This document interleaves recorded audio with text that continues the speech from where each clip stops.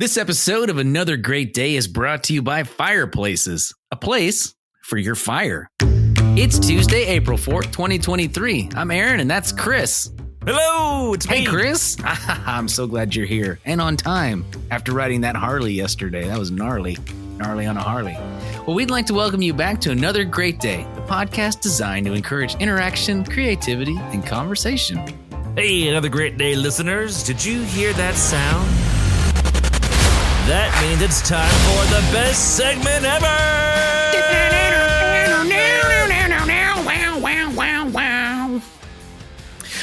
Today's topic for the best segment ever. I'm sorry. It's not you. It's just the content. It's great. Today's topic for the best segment ever is, what's the best sport to watch in person? Ooh. So, sports. How do you define sports? I love the sports. How about a competitive event? So I will only have experience for what I've done, what I've watched. I've watched some football games. I've been to at least a couple of baseball games. All right. Basketball's pretty fun to watch. But I would Basketball's say great. The best event that I've ever been to was most fun. This is the best sporting event, best segment ever. It was the Global X Games. Whoa! I went in person and watched the skateboarders and BMXers do all the flips and tricks and whatnots and That's amazing. It was really cool. That is super cool. It was around the year 2000 and punk rock was totally in with skateboards and what? Oh, it was great. Oh, I am being whisked away there in my imagination as we speak. That is so cool. That's a great answer. Well, I think the best sport to watch in person is basketball.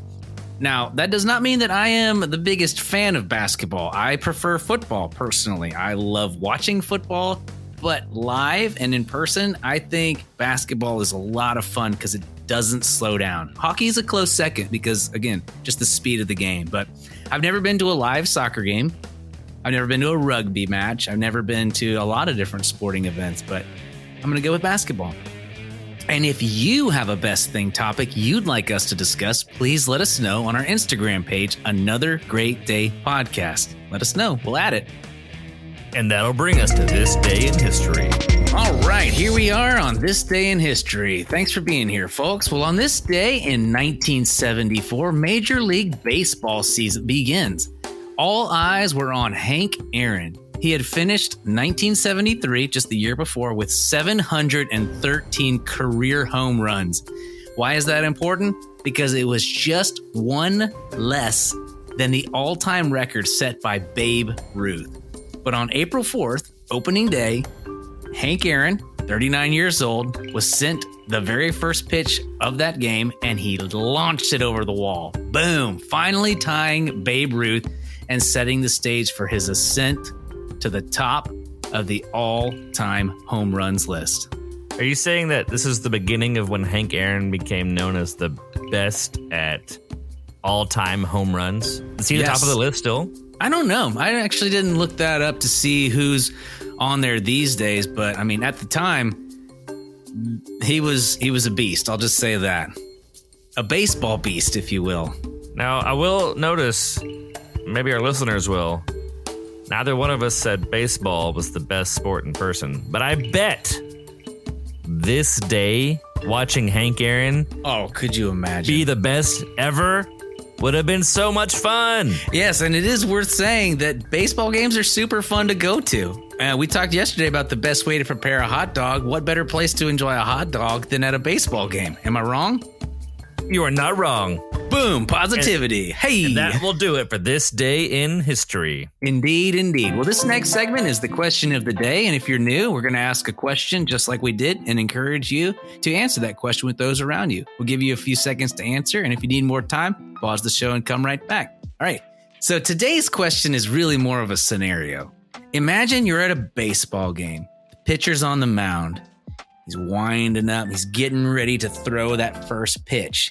You have the ability to snap your fingers, and in midair, the baseball's going to turn into something else, unbeknownst to anybody. What does the baseball become? We'll be right back. All right, welcome back to another great day. We're talking about Magic Baseball Switch scenario, and I'm curious to hear what your answers are. Chris, what's your answer? My first thought came into my head was a rubber chicken. It's a baseball, and it poofs in the middle between the pitcher and the batter. And it's all he swings. He swings and he hits this floppy chicken that goes. Like it's kind of like it's a rubber chicken. It's not a real chicken, but it has one of those like sound devices inside of it. You know, that makes a funny noise.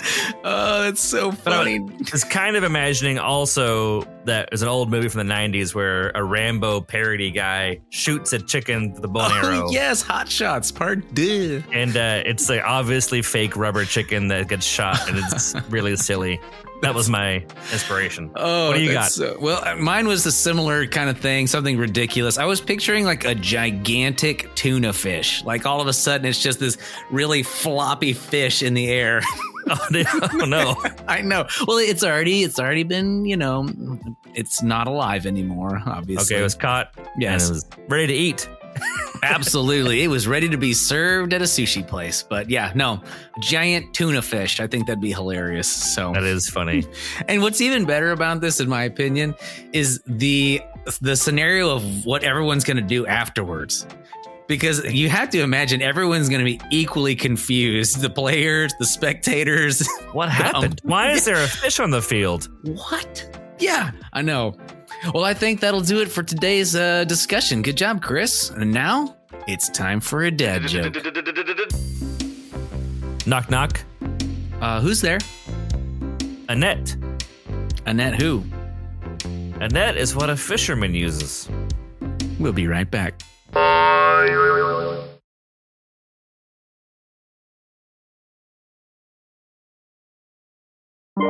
Welcome back to another great day. I'm Aaron, and that's Chris, and we're glad you're here. This part of our show is called The Word of Wisdom. Here we go. Proverbs 21:12. The righteous one knows what's going on in the homes of the wicked, and he will bring disaster on them. That is the NLT version of the Bible. Here is the amplified version of the Bible. The righteous one keeps an eye on the house of the wicked, and the wicked are cast down to ruin. Well, that'll do it for today.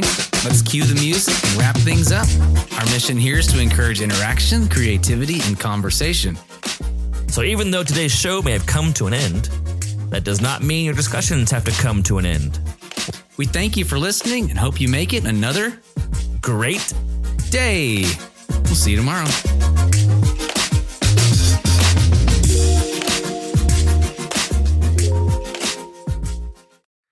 That's right. You could say, day great another. It make you hope, and in listening for you, thank we. What? And to come to have discussions, your mean doesn't that end and to come have may show today's though so even. What? Conversation and creativity, interaction, and courage too is here on mission are up things rep and music. The cue. Let's today for it do that'll well. Oh, you read the whole thing backwards. Gosh, that was really messing with my brain. I was trying to figure out what he's doing. I was like, what is he doing? There you go. I can read backwards. I cannot read upside down very well. That's pretty good, dude. I'm left-handed. Does that count as anything? I will say teachers have a magic power they learn very quickly or already have that they can read upside down very, very quick. Like that's I could see that. That's why I'm not a teacher anymore. I couldn't master the magic spell of upside down reading. You you couldn't figure out Leviosa. It's Leviosa. I don't know how they do it. My wife's a teacher. She'll read things upside down, and I'm like, I'm reading books to my daughter at night, and it's slightly turned at an angle, and I'm like, I need to turn the book to read the letter. Sorry. It's weird how some people can like lay down on their sides and watch TV. Like I can't even do that. That like weirds me out for some reason. Oh, what if the TV was turned on its side? Oh, that'd be crazy. Like it had an accelerometer like an iPhone. It could just swap it and you were laying down. So it turned the picture sideways. That'll be a thing. The internet, the world will do that. Yep, I think so. I saw a video the other day of a guy freestyle rapping a Dr. Seuss book. He just put a beat behind a Dr. Seuss book and read the whole thing. In my pocket? It was not. It was Mr. Brown. You know, he's like, Mr. Brown Goes can town? Who, you, something. Like, it's like all these hilarious words. It's actually pretty solid. Are you saying that we should get a beat and rap Dr. Seuss? I think what's happening? We could have a Seuss off. I don't know. We could have a Seuss. We call it a Seussical. Anyways, all right, let's hit stop.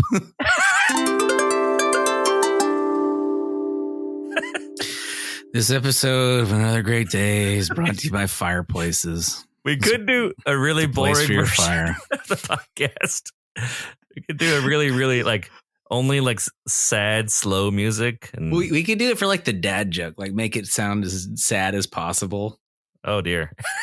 We still haven't found Wes. I'm sure he's enjoying something. Anyways, Chris, do you have any jokes?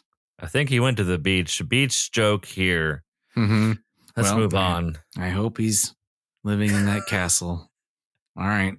With bye. The ants? The ant castle? All right, here we go. The castle for ants. The end.